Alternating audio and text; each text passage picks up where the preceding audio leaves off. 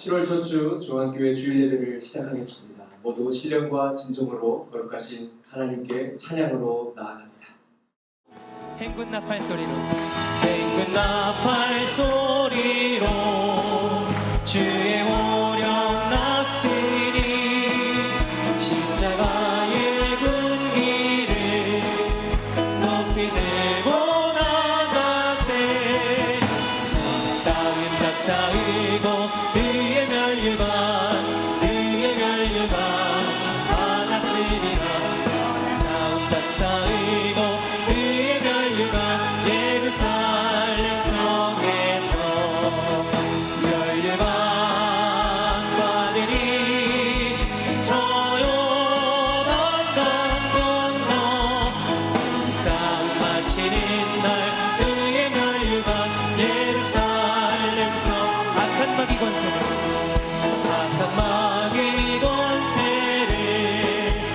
모두 깨쳐버리고 승리하신 주님과 생정나를 부르세 싸움 다 싸우고 의의 멸류관 받았으리라 싸움 다 싸우고 의의 멸류관 예루살렘 성 멸류관파들이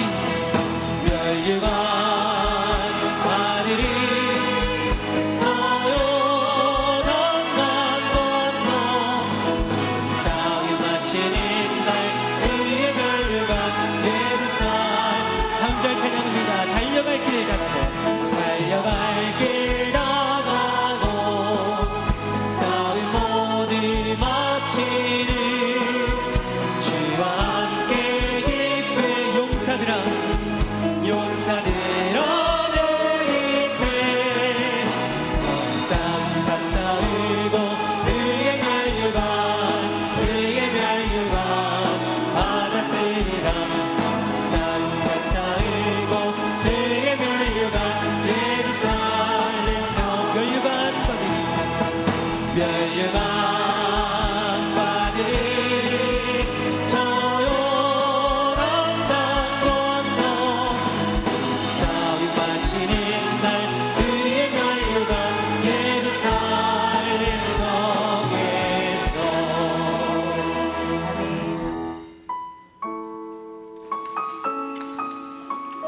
이 사랑하는 주님 바라보시면서 겸손한 마음으로 주님 앞에 찬양하며 나아가겠습니다. 너 예수께 조용히 나가 너 예수께 조용히 나가 내 모든 짐 내려놓고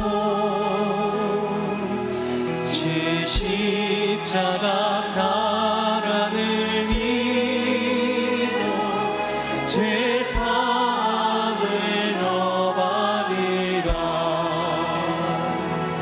주 예수께 조용히 나가 내 마음을 쏟아놓으라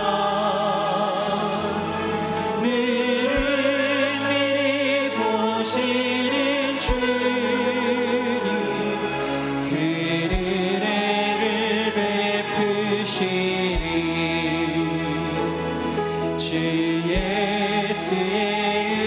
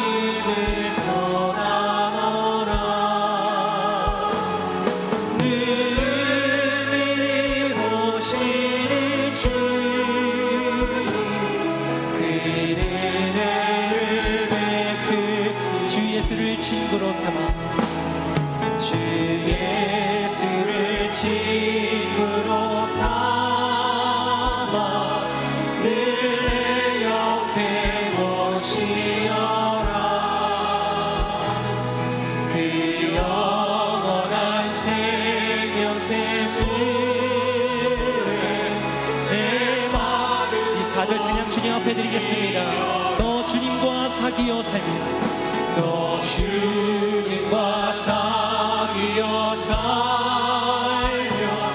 새 생명이 넘치리라.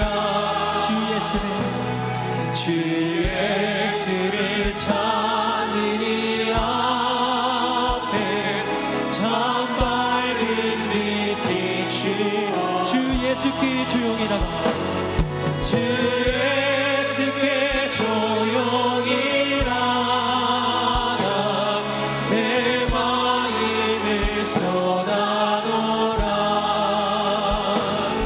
늘은이 보시는 주님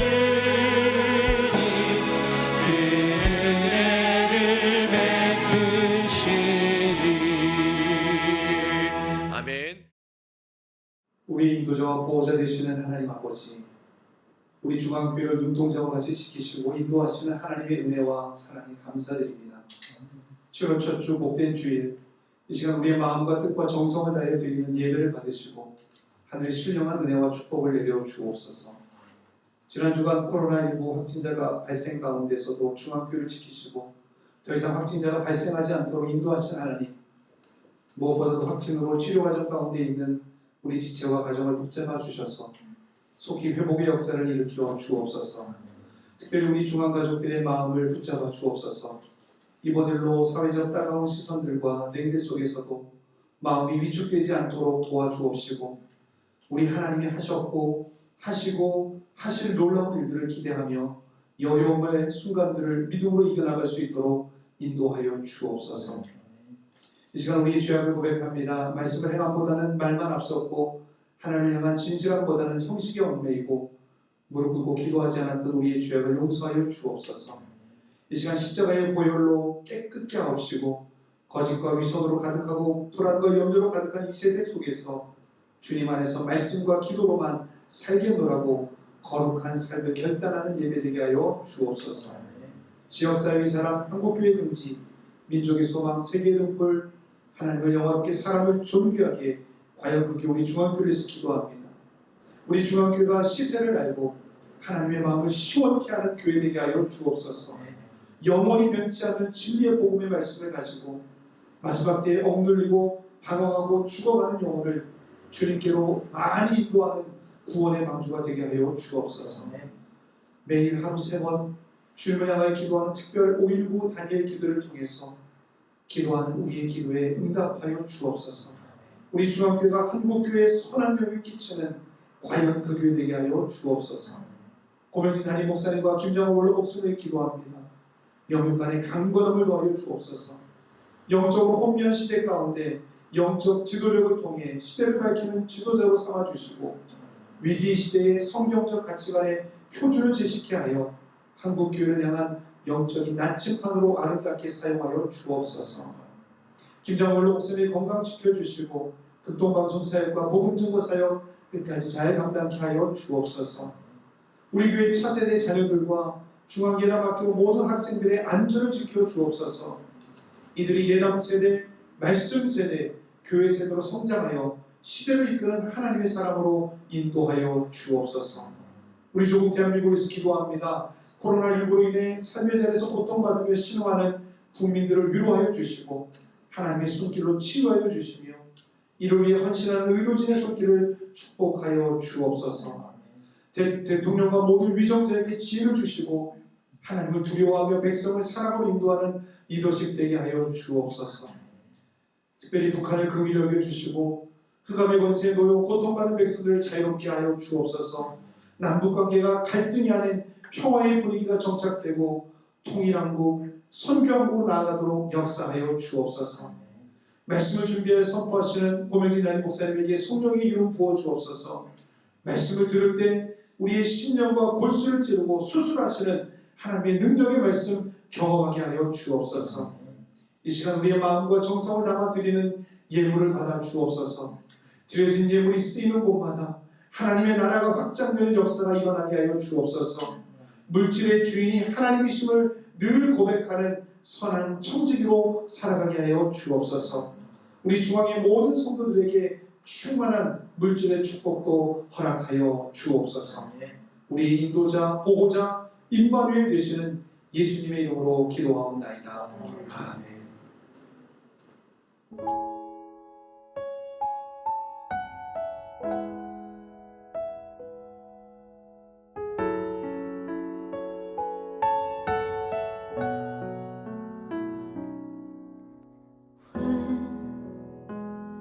그렇게 사랑했나요?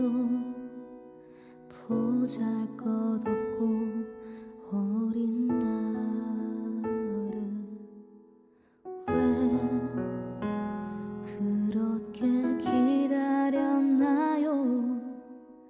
연약하고 부족한 나인데 날 기다려주신 그 사랑 왜 이제야 알았는지 나 때문에 많이 아프셨나요? 이제 내가 더 사랑할게요. 내가 받은 그 사랑 세상에 전할게요. 나를 사용해주세요. 날 보내주세요. 날 일으켜주세요. 내가 힘들고 지쳐서 넘어지려 할 때도 생명 주신 그 사랑 또 기억할게요. 내 모든 것 되신 내 아버지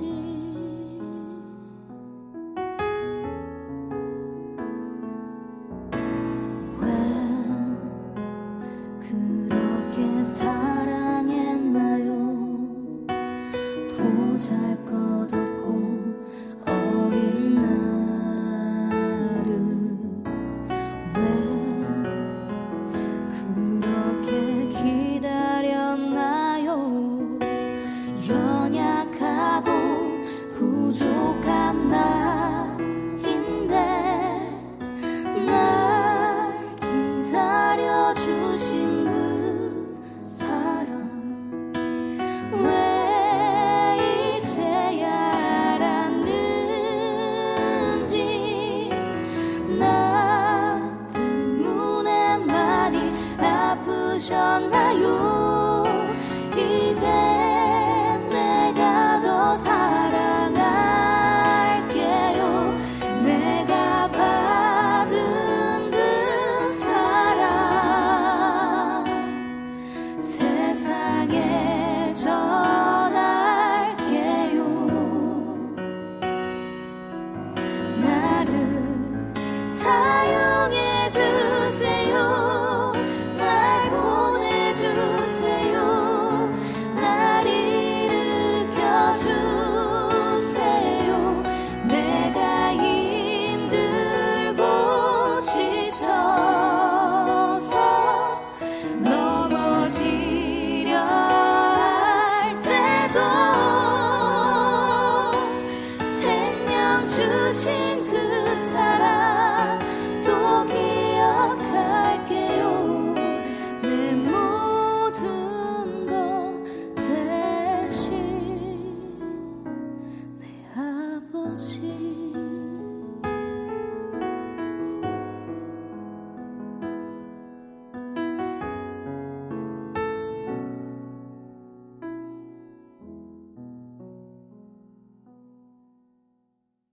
이 중국발 신종 코로나 바이러스 감염증 이른바 우한 폐렴이 우리 국경을 넘었습니다.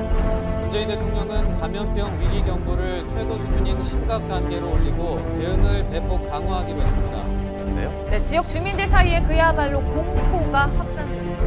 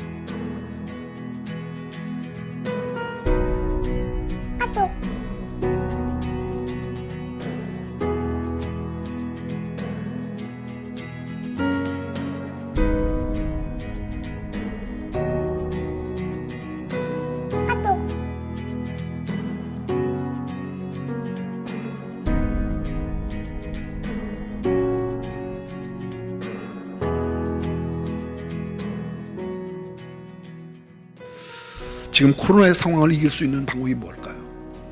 우리 교회는 오늘 어쩌면 우리 교회 70년 역사에 처음 예배당 문을 닫아야 하는 이런 상황에서 영상으로 예배를 드립니다. 이것을 이길 수 있는 길은 하나님 앞에 야곱처럼 야복강 나루에서 기도했던 야곱의 기도야말로 이 위기를 이겨내는 승리케 하는 하나님의 놀라운 역사를 이루실 줄로 믿습니다.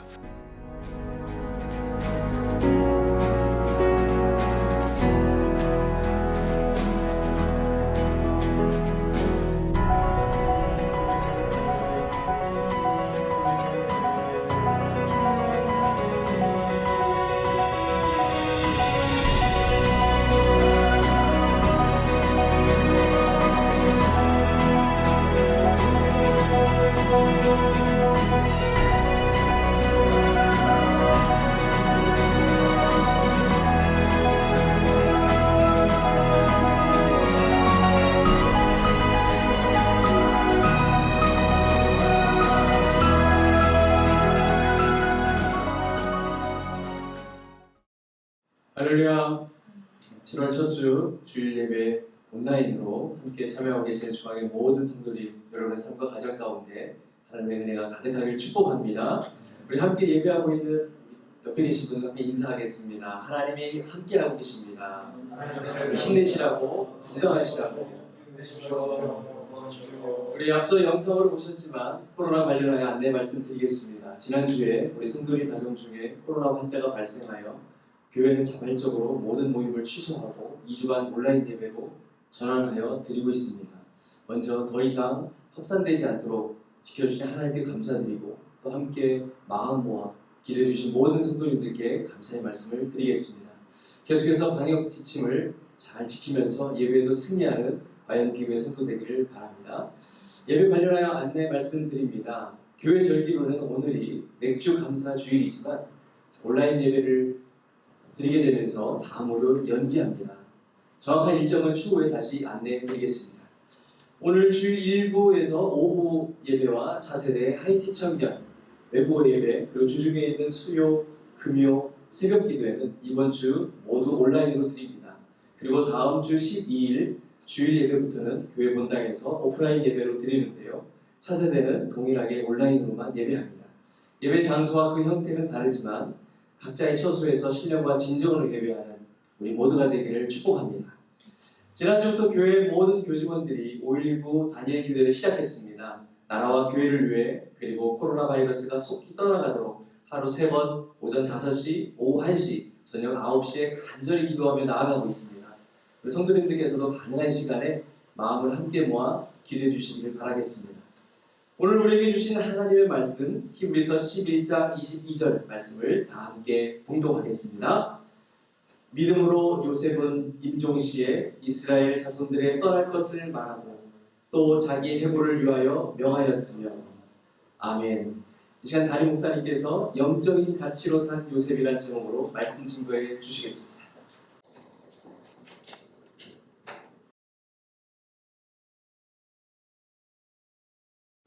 안녕하시냐고 물어보기에 참 안타까운 한 주간을 보냈습니다.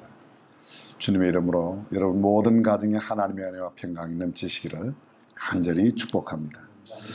오늘 영상 예배를 통하여 예배를 드리는 두 번째 주간인데요. 지난 한 주간 어쩌면 제 생애 가장 긴 시간들을 보냈던 것 같습니다. 하루에 3번씩 기도하는 시간 이외에도 늘 교회와 성도들을 생각할 때 저며오는 가슴을 참 어찌 주체할 바를 몰랐습니다. 특별히 지난주 토요일 밤 그리고 주일날은 하루가 그렇게 긴 줄 몰랐습니다. 짧은 여름밤이 아니라 기나긴 여름밤이었고 주일은 예배 시간마다 어쩌면 그렇게 마음에 이상한 여러 가지 생각들이 있었는지 모르겠습니다. 다시 한번 이 어려운 시기를 믿음으로 이겨내는 우리 중앙 가족들 모두에게 하나님의 큰 힘이 함께 하시고 여러분들의 범사가 크게 형통하시기를 주님의 이름으로 축복합니다. 참 안타까운 일들이 많았습니다. 우리 교회에 다니는 성도들이 회사에 갔을 때 중앙교회 다니냐고 알고 있는 사람들의 비난 담긴 눈빛과 또 회사에서 음성 판정을 받아와야 회사에 나올 수 있다고. 여러분이 아시는 대로 우리 교회에서는 한 사람도 확진되지 않았습니다. 우리 교회 성도 가운데 몇 분이, 정확하게 3분이 바깥에서 다른 데서 접촉해서 확진을 받게 되었고, 그분들이 또 신앙에 아주 열심히 있는 분들이어서 수요일 예배에도 주일 예배에도 또 교회가 기관 운영하는 유관 기관에도 다녀갔기 때문에 저희들이 스스로 아무래도 우리가 스스로 교회 예배를 다시 다른 형태로 드리는 것이 옳다고 생각해서 자진하여 교회 문을 닫고 지난주부터 영상 예배를 드렸습니다. 그런 소식을 접할 때 당사자들이 얼마나 힘들고 어려웠을까. 특별히 어린 아이 환자를 데리고 병원에 갔는데 병원에서 중앙교회 교인들이라는 이유 때문에 받아주지도 않고 음성 판정을 받아야 된다고. 얼마나 그 부모님들의 마음이 아팠을까. 참 지금 생각해도 가슴이 저려옵니다. 또 학생들이 학교에 갔는데, 초등학생, 중학생, 고등학생들이 학교에 갔는데 중학교에 다니고 알고 있는 아이들 통해서 벌써 학교에서 알고 있으니까 중학교에 다니는 아이들은 집으로 돌아가라고. 그때 울며 집으로 돌아왔던 아들을 맞는, 그 아이를 맞는 엄마 아빠의 마음 어떠하였을까. 그러나 하나님은 아시고 특별히 우리에게 큰 은혜로 보상해 주실 것을 믿습니다. 이 어려운 시기에 믿음으로 잘 견뎌내고 승리하는 성도들이 되시기를 다시 한번 간곡히 부탁드리겠습니다. 제가 알고 있는 많은 친구 목사님들이나 성도님들이 여러 곳에서 무난 전화, 거의 지난 주일 이후 월요일, 화요일까지는 제 전화통이 거의 불이 났습니다. 아마 하루에 수십 통, 제 기억으로는 아주 수백 통 받은 것 같은 그런 기분을 받았습니다. 미국에서, 일본에서, 동남아에서 우리 교회가 파송한 선교사님들, 또 저를 알고 있는 많은 분들, 특별히 서울의 대형교회, 여러분 이름만 대만 알만한 우리 교회 출신의 우리 이동원 목사님 비롯해서 명성교회, 여의도 순복음교회, 큰 교회 많은 목사님들, 오륜교회 등등 많은 교회에서도 이렇게 문안 인사를 전해오고 오히려 잘 이겨낸 우리 교회의 모습을 교회에서 소개하였다고. 특별히 그제 수요일 날은, 지난 바로 수요일 날이죠, 여의도 순복음교회 예배에서 우리 교회가 가장 아름다운 그 코로나 예방 또는 코로나에 대한 잘 대응한 교회로 이용훈 당회장 목사님께서 그렇게 소개했다는 이야기도 전해 듣고 통화도 했습니다. 지금도 확진 상태에서 병원에 입원하여 계신 우리 교회 성도들을 비롯한 모든 우리 코로나 확진자들, 또 그 가족들, 또 코로나로 인해서 병원을 폐쇄하거나 아니면 사업에 어려움을 겪고 있는 우리 교회 성도들뿐만 아니라 우리 대한민국 아니 세계 전역에 있는 많은 사람들, 속히 이 코로나가 물러나고 정말 하나님의 은혜와 평강으로 새롭게 되는 날이 오기를 주님의 이름으로 축복합니다. 사실 아쉬운 점도 참 많습니다. 왜 방송이 또 질병관리본부에서 그렇게 하였을까? 정확한 보도를 하지 못함으로 인해서 사회에 이렇게 오히려 도리어 많은 어려움을 겪게 만들고 또 혼란한 생각을 갖게 했을까? 참 안타까움도 있습니다. 여러분 모르셔서 그렇지만 교회 앞에 정말 많은 기자들이 왔었어요. 언론사에서, 텔레비전 방송국에서, 기타 여러 곳에서 참 많이 왔습니다. 진짜 폐쇄했는가, 교회가 정말로 그렇게 잘 단속을 했는가, 여러 가지 많은 일들이 있었습니다.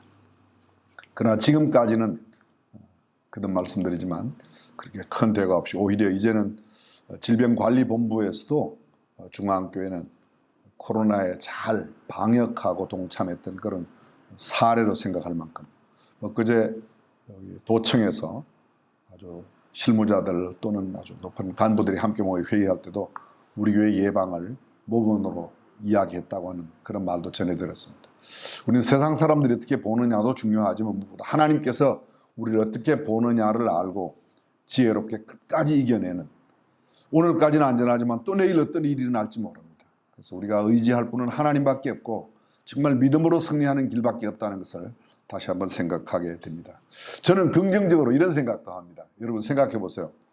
우리 교회가 생긴 이래 69년 되었는데요, 지금까지 전 세계적으로 단순간에 이렇게 많이 알려질 수가 있을까? 우리 광고비 한 푼도 안 냈습니다. 그런데 세상 모든 사람들이 알 수 있을 만큼 예수 믿지 않는 사람도 비록 지금은 부정적으로 알고 있지만 어떤 날 그들이 참 진리를 접하고 예수 그리스도를 만나게 될 때 교회에 대한 이야기, 우리 주님에 대한 이야기, 하나님에 관한 이야기를 얼마나 자랑스럽게 할 것인가를 생각하면 지금의 어려움보다는 미래가 영적으로 보여져서 얼마나 다행스러운 일인지 모르겠습니다. 지금 힘들고 어렵지만 반드시 이겨내셔서 승리하는 그리스도인들이 다 되시기를 주님의 이름으로 축복합니다. 너무 서론이 좀 길었죠? 오늘은 히브리서 11장 22절 요셉에 관한 말씀, 영적인 가치로 산 요셉, 요셉의 그 아름다운 믿음을 함께 생각해 보도록 하겠습니다. 우리가 한때 많이 들었던 말이죠. 순간의 선택이 10년을 좌우한다.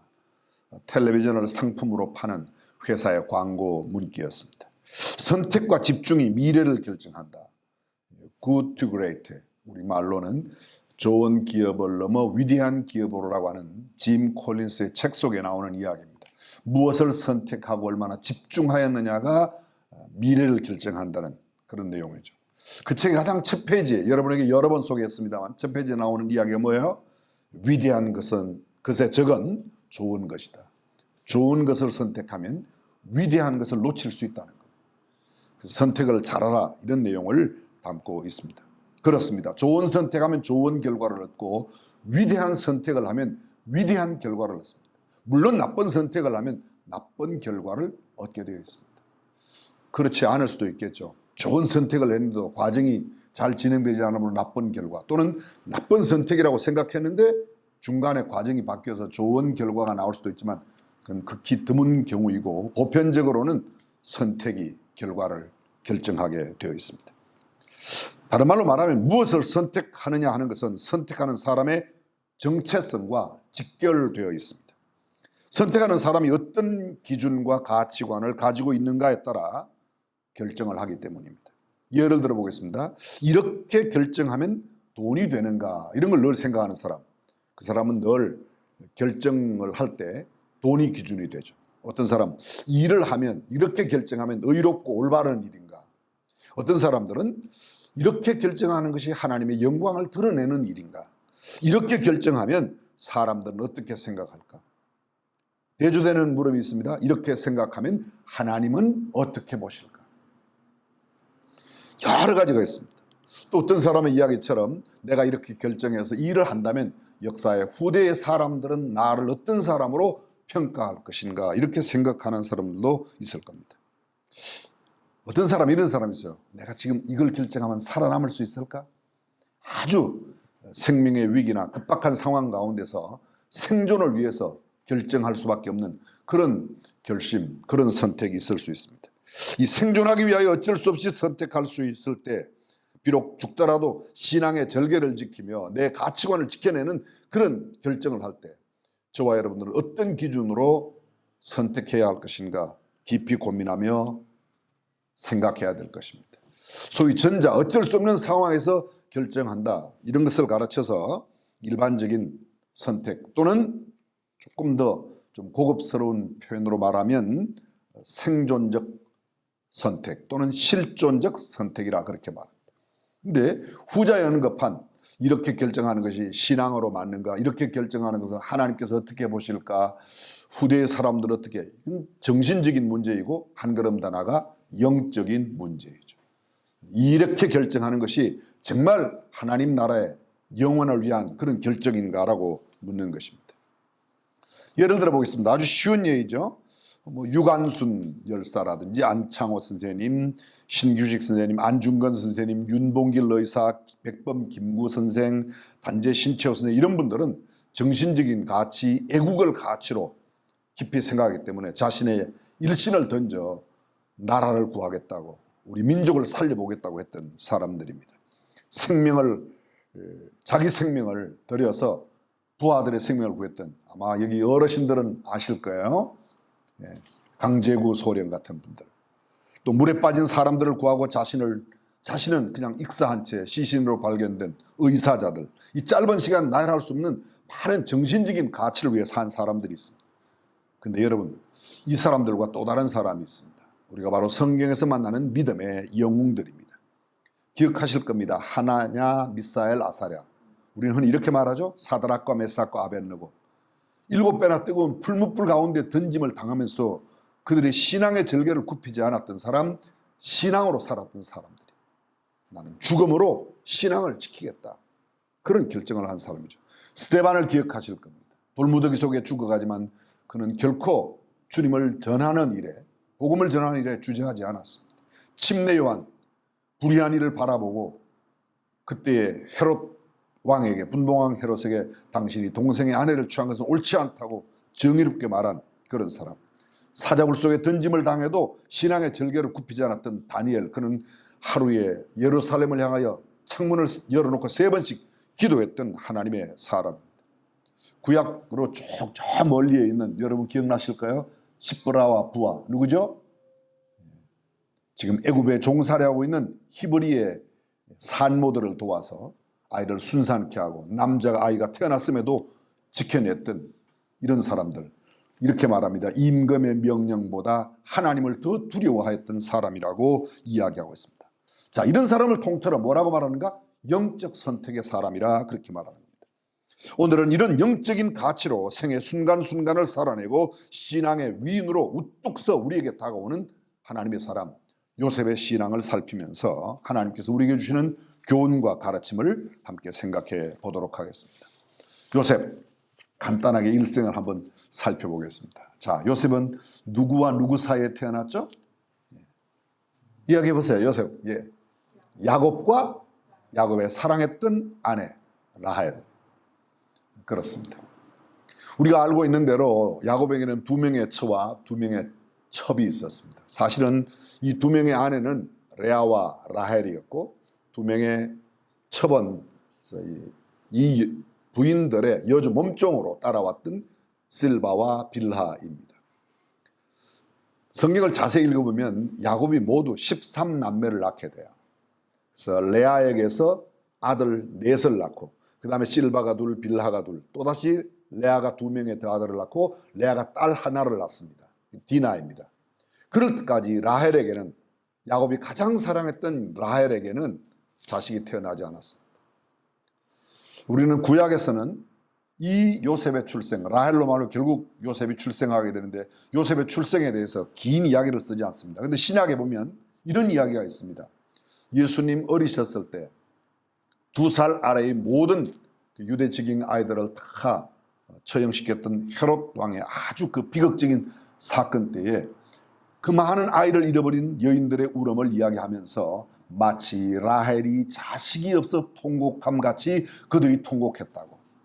구약에는 그런 내용이 없습니다. 그런데 신약의 성경에 미루어서 라헬이 자식을 얻기까지 얼마나 통곡하였던가, 그리고 하나님 앞에 부르짖었던가. 다시 말하면 요셉은 기도의 대가로 하나님께서 허락하신 선물입니다. 요셉의 이름의 뜻이 뭐죠? 더함이라는 뜻이에요. 그 더함이 왜일까요? 라헬이 이름을 지었어요. 라헬이 요셉이라고 이름을 지었습니다. 그리고 하나님 나에게도 아들을 또 더해달라고. 우리 언니 레아는 6명이나 낳고 딸도 낳고 7명 낳았고 내 몸종도 2, 또 언니의 몸종도 2. 나는 이렇게 늦게 간신히 하는데 더하게 해달라고. 하나님은 드디어 그 기도도 나중에 들어주시죠. 그렇지만 그 기도로 말미암아서 얻게 되는 베냐민, 그는 태어날 때 이름이 베논이었습니다. 아이가 태어나고 라헬은 떠나갔습니다. 아마 이때 신학자들은 이야기하기를 요셉의 나이가 한 6살 정도 되지 않았을까. 여러분 기억나십니까? 베냐민은요, 밧단 아람을 떠나 야곱의 처갓집이자 외갓집이자 처갓집이 되었던 그곳에서 이 요셉이 태어났고, 그리고 베냐민은 그곳을 떠나서 다시 자기의 땅으로 돌아올 때에 하나님께서 그에게 주셨습니다. 이러한 어려움 가운데 태어났습니다. 다시 말하면요, 요셉은 벌써 한 6살 그때에 엄마 없는, 그리고 우리가 잘 알고 있는 대로 아버지의 사랑과 엄마의 사랑을 어릴 때 많이 받았지만 곧바로 곧이어서 나오는 이야기는 형들로부터 얼마나 미움받는 이야기, 시기의 대상이요, 질투의 대상이요, 그렇게 어려운 가운데 자랐습니다. 편부설화에서 이복 형들의 어려움을 겪으면서 자랐던 이 요셉. 그러나 요셉은 꿈꾸는 소년이었습니다. 요셉의 꿈 이야기를 우리가 전에도 많이 나누었지만 요셉의 꿈 이야기 여러분 기억나시죠? 들판에서 곡식단들이 요셉의 단에게 다 절하는 모습. 또 꿈을 꾸었죠? 해와 달과 11별들이 자신에게 절하는 모습을 꿈을 꾸었습니다. 그 일로 인해서 더 미움을 받게 되었습니다. 요셉의 형들은 멀리 세겜에서 양을 치고 있었는데 아버지의 심부름으로 요셉이 그곳에 갑니다. 가봤더니 벌써 없어졌어요. 그 주변에 있는 목자들에게 물어봅니다. 여기 야곱의 아들들이 어디 갔냐 그랬더니 이곳 세겜을 떠나서 도단으로 갔다고. 그래서 요셉이 도단에 찾아가죠. 멀리 요셉이 오는 모습을 그 형들이 봅니다. 왜 그렇게 잘할 수 있었어요? 성경은 말합니다. 요셉은 채색 옷을 입었다. 뭐 우리말로 옮기면 색동저고리를 입었다. 이렇게 표현하면 될까요? 이야기합니다. 꿈꾸는 자가 오는도다. 저 녀석을 그냥 두면 안 되겠다. 웅덩이 속에 쳐넣자고 이야기합니다. 형들이 동의하죠. 왜 웅덩이 속에 넣었는가? 학자들은 이렇게 말합니다. 웅덩이 속에는 지가 빠질 수도 있다. 우리가 강제로 넣은 게 아니라 빠졌을 수도 있다. 그리고 옷을 벗겨 염소피로. 여러분 기억나십니까?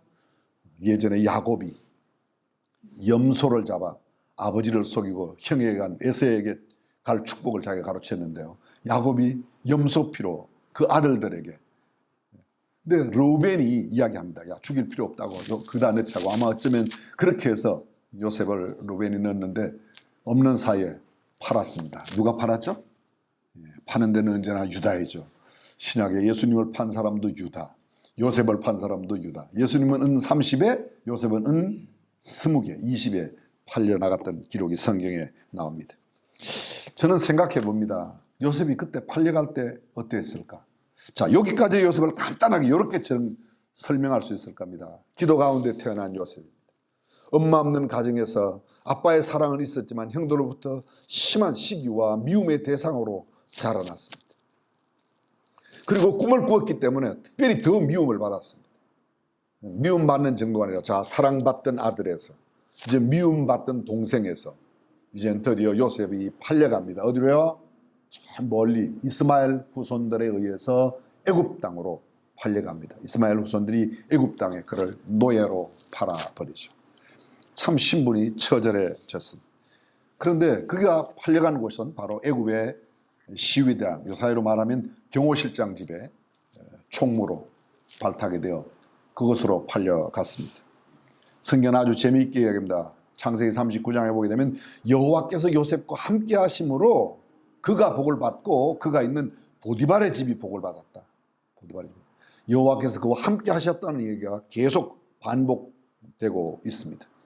그러나 그것도 오래 가지 않았습니다. 요셉은 용모가 준수하고 아주 외모가 아름다운 청년이었는데 보디발의 아내가 그를 유혹하죠. 나와 동침하자. 그때 요셉의 한 이야기 기억나십니까? 주인이 이 집 모든 재반 소유를 다 내 손에 위임하였으니 이 집에는 나보다 큰 이가 없습니다. 그렇지만 그만 것 하나인데 당신이요. 왜 당신은 우리 보디발 주인의 아내이기 까닭에 당신을 제외하고 내가 누구든지 내 마음대로 다 관리할 수 있는데 당신만은 그만인데 내가 어찌 이 큰 죄를 지어서 주인에게 배반할 수 있겠냐고 그렇게 말하지 않았어요. 이렇게 말했어요. 내가 어찌 큰 악을 행하여 하나님께 득죄하리까. 여기 요셉의 아주 아름다운 모습이라 제가 뒤에도 강조하겠지만 요셉은 언제나 결정하는 것이 주인이 어떻게 나를 생각하느냐보다도 하나님께서 나를 어떻게 보시느냐가 그의 행동의 결정적인 요인이었다는 겁니다. 요셉은 그 일로 인해서 억울하게 누명을 쓰고 그렇죠? 감옥으로 가게 됩니다. 왕의 죄수를 가두는 감옥이었습니다. 요셉은 그곳에서 참 파란만장한 모습으로 전락됩니다. 다시 한번 정리해 볼까요? 사랑받던 아들에서 미움받던 동생으로 팔려가는 노예로 노예에서 한껏 잘되어 경호실장 집에 총무가 되어 괜찮은 하였지만 이내 그것은 오래가지 않았습니다. 곧바로 뭐예요? 죄수의 모습으로 바뀌어졌습니다. 근데 그곳 왕의 죄수들을 가두는 곳에 어떤 날 바로의 두 신하가 들어오게 됩니다. 한 사람은 술 맡은 관원이고 한 사람은 떡 맡은 관원이었습니다. 여러 번 이야기하기 때문에 술 맡은 관원, 떡 맡은 관원이 함께 꿈을 꾸었는데 그 꿈의 해석을 아무도 하지 못하는 겁니다. 그때 요셉이 뭐라고 말합니까? 그 꿈 이야기해보라고. 나는 꿈을 해석할 수 없지만 하나님께서 혹시 그 꿈의 해석을 하나님을 또 이야기하는 거예요. 요셉의 이야기와 요셉의 모든 삶 가운데 뺄 수 없는 아주 중요한 한 가지, 하나님께서. 그래서 꿈 해석을 합니다. 당신은 사흘 뒤에 복직될 거요, 술 맡은 관은. 떡 맡은 당신은 사흘 뒤에 나가 처형될 것이요, 당신의 몸은 새들에게 쪼임을 당할 것이라고. 그리고 술 맡은 관원에게 이야기합니다. 당신이 복직하면 내가 이렇게 억울한 사정으로 여기 왔다는 이야기를 바로에게 해주라고 이야기합니다. 실제로 그의 해석처럼 그렇게 이루어졌습니다. 그러나 술 맡은 관원은 2년이 지나도록 요셉의 억울한 사정을 바로에게 이야기하지 않았습니다. 근데 어느 날이었습니다. 바로가 꿈을 꾸는 겁니다. 근데 바로가 꿈을 꾸고 꿈도 모르고 해석도 하지 못합니다. 전국의 모든 박사와 술객들을 다 불러서 내 꿈이 뭔지 알아맞추고 그리고 그 꿈에 대한 해석도 해라. 그렇지 않으면 다 죽이겠다. 사실은 절체절명의 위기가 다가왔습니다. 나라에 큰 피바람이 일 것 같았습니다. 그제서야 이 술 맡은 관원이 바로 왕에게 나가서 이야기합니다. 왕이시여, 제가 수년 전 이런 저차한 일로 감옥에 간 적이 있지 않습니까? 감옥에서 히브리 청년 요셉이라는 사람을 만났습니다. 제가 아까 잠깐 미스했습니다만 요셉은 17살에 노예로 팔려갔어요. 그리고 바로 이때가 요셉의 나이가 이제 30살이 다가오는 이때인데요. 그가 꿈을 해석하여 이렇게 이루어졌습니다. 그를 불러오라고. 그래서 요셉이 바로가 내린 옷을 입고 단장하여 바로 왕 앞에 섭니다. 그때 요셉의 나이가 약관 30살이었습니다. 처음에 가서 내가 해석을 하겠습니다 이렇게 말하지 않았습니다. 왕이시여, 해석은 하나님께 있는 것이니 나에게 며칠간의 시간을 주십시오. 요셉은 또다시 하나님께로 갑니다. 자, 우리가 요셉의 모든 삶의 순간순간, 사실 요셉은 어릴 때는 그렇지 않았습니다. 그냥 아버지의 사랑받는 것만으로, 형제들에게 미움받는 것만으로 생존을 위한 그런 선택을 하며 살았을 겁니다. 근데 그가 노예로 팔려가며 그리고 죄수의 생활을 그치는 동안에 영적으로 수많은 훈련을 받습니다. 그리고 이미 죄수가 되어 감옥에 들어가기 직전 상황 때는 영적인 매우 성숙한 단계였습니다. 아까 언급했죠? 어찌 내가 이 큰 악을 행하여 하나님께 득죄하겠는가? 그는 주인의 눈보다도 사람들의 시선보다도 하나님의 시선을 더 의식했던 그런 하나님의 사람이었다. 여기서도 마찬가지로 해석은 하나님께 있습니다. 바로 왕이시여, 시간을 주십시오. 그리고 그 시간이 되어 왕 앞에 나아갑니다. 왕이 꾸신 꿈은 이런 꿈입니다. 7개의 아주 풍성한 이삭과 7개의 열매 없는 이삭, 7마리의 아주 살진 소와 7마리의 아주 파리한, 쉽게 말하면 빼빼 마른 그런 소를 보셨습니다. 앞으로 7년 동안 풍년이 될 겁니다. 그리고 7년 뒤에 흉년이 올 것입니다. 자, 여러분, 요셉이 바로에게 나갈 때가 나이가 30살이라고 그랬습니다. 그럼 7년이 지났습니다. 14년 되는 거죠. 요셉의 나이가 44살, 그때 되는 거예요. 실제적으로 흉년이 되었을 때 바로 여러 가지 사건들이 일어납니다. 천하가 거기 흉년이 들었습니다. 근데 이것은 바로가 살고 있는 애굽에 뿐만 아니라 요셉의 본 고향이었던 그곳 헤브론에도 가나안 땅에도 다 흉년이 들었죠. 양식이 떨어진 요셉의 형들이 요셉에게 찾아옵니다. 아니, 애굽으로 찾아와서 양식을 구합니다. 자, 이 기나긴 이야기를 우리가 다 할 수 없습니다. 어쨌든 그 양식을 처음에 와서 구해가고 그 다음에 그들에 대한 사정을 다 알죠. 이미 요셉은 알고 있었습니다. 요셉은 이미 히브리 말을 잘 알고 있는 까닭에 생각해 보십시오. 17살에 팔려왔는데 충분하죠. 그리고 그가 이제는 애굽의 말과 모든 행사도 능할 만큼 잘할 수 있는 그때가 되었는데 모를 리가 없죠. 너의 아버지가 살아계시냐고, 너네들의 아버지가 살아계시냐고. 형제를 묻습니다. 우리 12형제 있었는데 하나 없어지고 11명의 아들들이 있고 아버지는 여전히 건강하시다고. 그럼 너네 막내를 데려오라. 그들이 이야기합니다. 야, 우리가 옛날에 우리 동생 그렇게 했는데, 요셉이 다 듣는데 그런 이야기를 하죠. 그렇지만 시몬을 잡아두고, 르우벤 대신에 시몬을 잡아두고 형들을 보내면서 아버지를 데려오라고. 그 형들이 가서 이야기를 합니다. 아버지에게, 이제 야곱에게 이야기하죠. 수상께서, 총리께서 막내를 안 데려오면 절대로 양식을 안 준다고 그랬습니다. 양식을 또 가져간 양식이 다 떨어졌을 때 어쩔 수 없이 그렇게 하게 되는 것이죠. 정말 울며 겨자 먹기로 베냐민을 보내는데요. 베냐민이 함께 와서 요셉을 만나고, 요셉이 그 정을 이기지 못하죠. 뭐 다 생각해요. 정을 이기지 못해서 나가서 방성되고 돌아와서 이야기를 하죠. 근데 베냐민에게는 만찬을 베풀어서 5배나 주는 겁니다.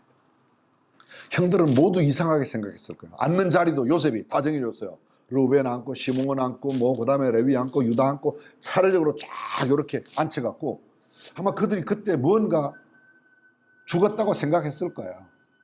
그런데 요셉이 하는 이야기 가운데 창세기 44장과 45장에 아주 중요한 포인트가 있습니다. 여러분들이 꼭 한번 읽어보십시오. 이렇게 말해요. 나중에 만나서 자신이 요셉임을 밝히면서 내가 당신들이 판 요셉이요. 그때 형들이 초죽음이 되었습니다. 근데 그렇게 두려워하고 초죽음이 되어 있는 형들에게 요셉이 하는 이야기가 형들이여 나를 팔았으므로 근심하지 마소서, 한탄하지 마소서. 그 말 앞에 또 뭐가 있어요? 형님들 두려워하지 마세요. 형님들이 나를 팔아서 내가 여기 온 게 아닙니다. 하나님이 나를 이곳에 먼저 보내셨고 하나님께서 우리 가족을 구원하기 위해서 이곳에 또 뭔 이야기를 하고 있습니까? 하나님 이야기를 하는 거예요. 요셉은 모든 범사를 지나간 사건을 해석함에 있어서도 내게 당하고 있는 지금 현재의 사건을 해석함에 있어서도 그 한 가지 놓치지 않는 게 있습니다. 뭐예요? 하나님께서라는 거예요. 하나님께서 어찌하여 하나님께 내가 득제할 수 있겠는가? 하나님께서 이 꿈을 해석할 겁니다. 하나님께서 이렇게 하셨습니다. 그 영적인 가치사랑. 코로나가 왔습니다. 자, 어떻게 하면 이 코로나를 이겨낼까? 우리가 방역 잘하고, 맞아요. 우리가 최선을 다해야 합니다. 그러나 우리 모든 교회 교육자들을 함께 생각했습니다. 함께 이렇게 했습니다. 야, 어쩌면 그렇게 한 일이 하나님께서 하나하나 그렇게 인도하셨냐고 고백할 수밖에 없는 그런 상황입니다. 우리 학교 지을 때 뭐라고 그랬습니까? 우하하 체육관이 왜 만들어졌어요? 왜 우하하죠? 한 달에 한 번씩 그때 우하하 예배를 드렸어요. 매월 마지막 주에. 뭐였어요? 우리 하나님이 하신다. 그것입니다. 이것이 바로 영적인 감각, 영적인 가치관, 영적인 기준으로 살아가는 그런 모습이 아닐까 생각합니다. 요셉이 110세에 죽습니다. 죽기 전에도 역시 그의 모든 마지막 정리하는 모습 보면 요셉이 110세의 죽음에 그가 애굽에서 입관하였다. 그 중간 아버지의 장례 절차도 아버지의 유언을 따라서 그리고 늘 아버지가 말했던 그곳 애굽 땅이 아니라 여러분 아버지가 지난 시간에 말씀드렸어요. 아버지가 애굽에 내려올 때가 나이가 몇 살이었다고요? 바로왕 앞에 아버지를 소개했을 때 뭐라고 말합니까? 네, 험악한 인생길을 살았습니다. 네, 험악한 나그네 인생길 130을 그리고 17년 동안 애굽에 살다가 147살에 야곱이 떠나게 되는데요. 야곱이 죽을 때 남기는 이야기가 뭐죠? 야곱은 임종시에 그의 아들들에게 축복했습니다. 요셉의 아들도 축복했습니다. 이렇게 손을 얻어맞게 뭐 이건 긴 설명 생략합니다. 그리고 마지막 축복하고 떠나갈 때 나를 이곳에 장사하지 말라고 옛 가나안 땅 헤브론 그곳으로 우리의 열조들이 있는 막벨라 동굴에 장례하라고. 그때 여러분 요셉이 그렇게 장례를 그곳으로 모시고 다시 애굽으로 돌아옵니다. 아직은 애굽에 살고 있습니다. 근데 요셉이 마지막 남기는 오늘 본문의 이야기 히브리서 11장 22절 믿음으로 요셉은 임종시에 믿음으로 그렇게 해석하고 믿음으로 모든 것을 살았지만 그 이야기를 하지 않습니다. 히브리서 기자가 딱 요셉의 믿음의 결정적인 한 포인트를 잡아낼 때 이렇게 말합니다. 믿음으로 요셉은 임종시에 이스라엘 자손들, 자기 이스라엘이 누구예요? 아버지의 자손들, 자기 형제들입니다. 자기 후손들입니다. 그들의 떠날 것을 말하고 애굽을 떠날 것을 말했다는 거예요. 그것이 요셉의 가장. 그럼 요셉의 관심은 어디에 있습니까? 비록 그가 노예로 팔려와 죄수가 되고 죄수의 몸에서 일약 총리가 되었습니다. 내각 책임자의 나라의 총리는 모든 국정을 다 책임 맡는 겁니다. 그렇지만 그는 그런 높은 자리에 갖고 정말 역사적인 사람, 입지전적인 사람, 대성을 이룬 사람, 기념비적인 사람이지만 그의 기념비 하나 애굽에 두기를 원치 않았습니다. 이스라엘 자손들의 떠날 것을 말하고 야, 이 땅은 우리가 살 땅이 아니야. 믿음의 자녀 손들이 이 땅을 살 게 아니다. 여기 일확천금이 생기고 여기에 어떤 좋은 것들이 우리에게 보장되어도 여기 살 것이 아니라는 거예요. 떠나라는 거예요. 그의 관심은 온통 어디에 있어요? 하늘나라에 있어요. 지금 말로 요사의 말로 말하면 가나안에 있는 겁니다. 열조들의 신앙의 열이 있는 그곳을 원하고 있습니다. 그래서 마지막 남기는 이야기가 바로 이런 이야기들로 남기고 있습니다. 요셉의 신앙, 역경이나 곤란에도 굴하지 않고 지혜와 수완으로 인생의 성공을 쟁취한 대정치가였다고 말할 수 있겠지만, 그것보다 우리가 알아야 될 것은 그는 믿음으로 하나님을 의식하며 살았던 사람들, 영적인 가치로 살았던 사람이라고 기억하는 것이 훨씬 더 중요할 겁니다. 요셉은 정말 명철한 지혜의 사람이었습니다. 그가 여러 가지 꿈을 꾸고 인간적인 야망도 있었겠지만 결코 그러한 모습을 드러내지 않았습니다. 노예로 억울하게 누명을 쓰고 감옥에 갔지만 그것 때문에 불평한 모습이, 요셉의 일생을 보시죠. 불평 한 번 한 적이 있는가? 없어요. 요셉이 통곡했다는 이야기는 있어요. 요셉이 울었다는 이야기는 있습니다.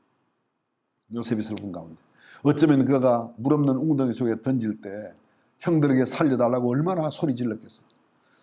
애굽으로 팔려갈 때 얼마나 아버지를 만나게 해달라고 소리 질렀을까? 상상해보면 뼈저리게 아픈 순간들을 그렇게 많이 보냈습니다. 그리고 제 마음속에 충분히 내가 다음에 한번 두고 봐라, 형들을 만나면 그냥 두지 않겠다고 그렇게 앙심 품었어요. 근데 성경은 그런 모습이 아니에요. 뭐라고 말합니까? 우리가 아까 보았죠. 형님들 그렇게 두려워하지 마세요. 한탄하지 마세요. 근심하지 마세요. 형들이 나를 이곳에 팔아서 그런 게 아닙니다. 하나님이 아버지와 형제들을 다 우리 집안을 구원하기 위해서 나를 먼저 이곳에 보내신 거예요.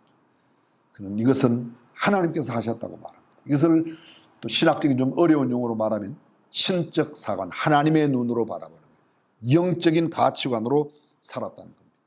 사랑하는 중앙가족 여러분, 저와 여러분들이 정말 모든 일을 믿음의 눈으로 바라보고 믿음으로 결정할 수 있기를 바랍니다. 지금 코로나의 상황이 다가와서 이것 해야 된다, 우리가 살아남으려면 이렇게 해야지 살아남는다, 뭐 많은 이야기들이 있습니다. 맞습니다. 우리가 할 수 있는 인간의 최선의 노력을 경주해서 우리가 방역하고 준비하고 잘 갖춰야 합니다. 그러나 결정적인 것, 생명은 어디에 있어요?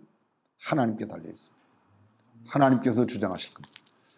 가지고 가지 못할 이 땅의 것을 위하여 그렇게 힘들게 살고 또 그것을 쟁취하기 위해서 보다 소중한 가치를 잃어버리는 사람들이 아니라 정말 하나님의 영적인 시각으로 바라보면서 인생을 살아가는 저와 여러분들이 되었으면 좋겠습니다. 그는 하나님의 관점으로 역사의 모든 것을 다 보았습니다. 그의 신앙은 자기의 생애의 의미를 하나님의 경륜에 두고 보는 그런 가운데 살았다는 겁니다. 내 눈으로 바라보지 않았습니다. 내가 살아온 경험으로 바라보지 않았습니다. 내 철학, 내 계산, 내 가치관으로 바라보는 것이 아니라 영적인 가치관으로 보았던 겁니다. 요셉의 마지막 이야기 다시 한번 언급하면 그는 임종시에 이스라엘 자손들의 떠날 것을 말했습니다. 그는 하나님의 관점으로 역사와 사건을 해석하고 실천했던 하나님의 사람이요, 노예로 팔려갔던 애굽에서의 억울한 누명을 쓰고 죄수의 몸이 되었지만 환경과 사람을 탓하지 않고 하나님의 때에 하나님의 손길만 의지했습니다. 그는 크로노스의 시간 속에 살면서도 하나님의 시간을 기다리는 카이로스의 삶을 살았습니다. 그는 입지전적인 인물로 애굽의 2인자인 총리가 되어 지위와 명성과 부귀와 권세를 그렇게 누렸지만 그 모든 생각은 애굽에 있었던 게 아닙니다. 이미 말씀해요. 애굽에 기념비를 세워라. 나 이제 죽으니까 나를 위해서 기념관을 지어라. 그런 말 하지 않았습니다. 나 죽으면 언젠가는 하나님께서 너희들을 생각하여 이 땅 인도해 내실 때 내 해골마저도 이곳에 두지 말고 내 해골을 가지고 나가라. 자기의 정말 육신의 해골마저도 애굽에 두지 않기를 원했던 겁니다. 사람들 이 땅에 너무 명성을 남기려고 그래요. 이 땅에서 바르게 살고 부하게 사는 게 죄는 아니지만 그러나 이 땅의 것을 위하여 살면서 만약 영원한 것을 놓친다면 그것이 무슨 의미가 있겠습니까? 늘 말씀드리지만 많은 부귀를 얻었습니다. 근데 하나도 못 가져가요. 자녀들 싸움 막지 말아요. 결국은 그 사람의 생애는 자녀들의 싸움을 준비한 생애를 살았다고. 그러나 정말 하나님의 눈으로 하나님의 시각으로 바라본다면 다른 겁니다. 그는 애굽의 영웅 그 이상이었습니다. 위기의 리더십 그것으로 표현이 부족합니다. 탁월한 영도자 그것만 가지고는 아닙니다. 그는 신앙 중심 인류 역사에 빛나는 예수님을 가장 닮은 그런 사람이 아닌가 생각합니다. 코로나19를 살고 있는 사랑하는 중앙가족 여러분, 매스컴과 매스미디어에 한두 마디 뉴스에 마음과 귀를 두거나 빼앗기지 마십시오. 우리의 해맑은 시선과 빛나는 정신, 빛나는 몸집과 순수한 영혼을 주님께 향합시다. 죄악이 관영하고 이기적 물질적 가치관이 판을 치는 세상에 미련을 두고 살지 맙시다. 하나님을 바라보십시다. 탐욕을 버리고 이 땅에 미련을 두지 말고 되도록 후회할 일은 절제하면서 정말 하나님께서 나를 어떻게 인정하실까, 어떻게 보실까를 생각하며 살아가는 영적 가치관으로 살았던 요셉 같은 삶을 살아갈 수 있기를 주님의 이름으로 축원합니다. 그리고 말씀과 기도의 자리로 나가야 됩니다. 복습할 수 없는 단 한 번뿐인 인생을 살아가며 가지고 가지 못할 것들을 위해서 허송하지 말고 영원한 세계, 영원한 것을 누리게 되는 날까지 필요한 것만 있으면 족하게 여기고, 어떻게 하면 하나님께서 인정하시는 삶, 하나님께서 정말 우리를 잘했다고 칭찬하실 수 있는 삶, 누구에게 또 어떤 장소에서도 당당하게 내놓고 이야기할 수 있는 그런 삶을 살아가는 저와 여러분들이 될 수 있기를 간절히 주님의 이름으로 축원합니다. 사랑받는 아들로 태어난 요셉, 엄마 없이 이복형들 아래서 미움받는 동생으로 청소년 시대를 보내야만 했습니다. 노예로 팔려가는 무력한 꿈장이 그의 꿈이 산산조각 나는 것 같았습니다. 그 형들이 어떻게 비웃었죠? 꿈꾸는 자가 오는도다. 자, 저를 이 웅동의 속에 넣어 저의 꿈이 어떻게 되나 보자라고 말했습니다. 그러나 그는 하나님 앞에 살아가는 삶의 태도를 허투리지 않았습니다. 하나님이 함께하는 믿음의 노예, 청년, 그는 그 어려운 상황 가운데도 주인 보디발의 아내의 유혹을 단호히 물리쳤습니다. 하나님을 생각하며 이겨냈던 겁니다. 억울한 그러나 순백한 죄수 요셉으로 그는 살았습니다. 감옥에서 궁궐로, 죄수에서 총리로 신분이 바뀌었지만 그들은 피우지 않았습니다. 남에게 교만하게 나타나지 않았습니다. 위기관리 능력이 출중한 지도력으로 요셉이 그 7년의 흉년을 다 잘 이겨냈습니다. 그러나 우리가 이야기하는 요셉은 그러한 탁월한 세상 속에서의 가치관으로 보는 것 이상으로 하나님의 뜻에 맞는, 하나님의 시간에 맞는, 하나님의 시선으로 보기에 인정받을 만한 그런 삶을 살았다는 겁니다. 원한의 형제들을 사랑으로 보아주었던 이런 너그러운 믿음의 여유가 충만했던 사람, 사랑의 사람, 믿음의 임종이 무엇인지를 우리에게 보여주고 있습니다. 여러분, 어떻게 인생의 마지막을 종식하고 싶으십니까? 내 인생의 결론을 어떻게 내고 싶습니까? 요셉의 인생의 결론은 이것이었습니다. 나는 비록 여기서 죽어도 내 해골마저도 이곳에 두지 말고 가지고 가라. 사랑하는 성도 여러분, 우리는 언젠가는 하나님 나라에 다갈 겁니다. 단지 한 걸음 앞서가고 뒤따라갈 뿐, 차이가 있을 뿐입니다. 하나님 앞에 설 때 부끄럼 없이 설 수 있는 믿음의 사람으로 승리하시기를 주님의 이름으로 축복합니다. 아멘. 기도하겠습니다.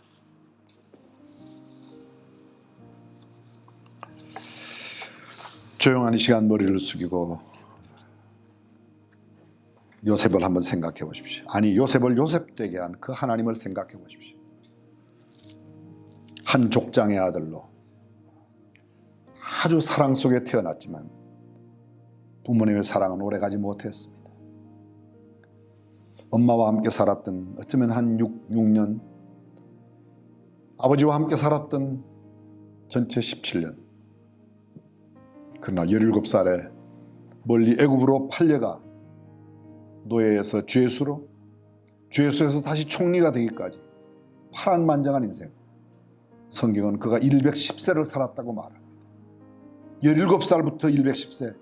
그렇습니다. 우리 어마어마한 93년, 거의 90년 이상을 하나님과 동행하는 삶을 살았습니다. 좀 쉬운 말로 말하면 하나님의 눈치를 보는 삶으로 살았습니다. 그렇게 입지전적인 인물로 성공하였지만, 위대하게 되었지만 그는 그것으로 만족하고 그곳에 자신의 기념비를 세우려고 하지 않았습니다. 우리도 마찬가지입니다. 우리의 남은 생애가 몇 년이 될지 모르지만 가지고 가지 못할 이 땅의 것들을 위하여 지나치게 수고, 애쓰고 싸우고 비웃고 조롱하고 그렇게 하지 말고 영원히 하나님 나라에 가져갈 수 있는 그런 가치관으로, 그런 것들을 위하여 살아가는 사람이 되었으면 좋겠습니다. 전능하신 우리 하나님 아버지, 오늘 저희들이 영상으로 예배를 드리고 있지만 믿음의 열조 가운데 가장 예수님을 닮은 요셉의 모습을 살폈습니다. 요셉을 높이기보다 요셉을 요셉되게 하신 하나님, 요셉이 높였던 하나님, 요셉이 그렇게도 늘 의식하며 살았던 그 하나님을 우리도 늘 의식하며 살아가는 사람들이 되게 하여 주시옵소서. 작은 일이든 큰 일이든 이것 하면 돈 되는가, 이것 하면 내가 편한가, 이것 하면 세상 사람들이 어떻게 말하는가 보다 이것 하면 하나님께서 어떻게 보실까, 하나님께서 어떻게 평가하실까를 깊이 묵상하고 생각하며 행동하는 우리가 되게 하여 주옵소서. 아무렇게나 말하지 않게 하여 주옵소서. 가지고 가지 못할 것에 탐욕의 눈을 돌리는 저희들이 아니라 영원한 것을 위해 살아가는 하나님의 사람으로 살게 하여 주시옵소서. 우리 주님 예수님의 이름으로 기도합니다. 아멘. 이제는 우리 주 예수 그리스도의 은혜와 하나님의 무한하신 사랑과 성령님의 감동, 감화, 교통, 충만하심이 오늘 요셉을 가슴과 마음에 깊이 담고 나도 하나님의 존귀하심과 하나님의 영광, 하나님의 가치관으로 영적 기준으로 살기를 다짐하는 모든 중앙의 가족들, 또 자녀들, 그들의 행하는 범사 가운데 대한민국 위에 영원토록 함께 하시기를 간절히 축원하옵나이다. 아멘.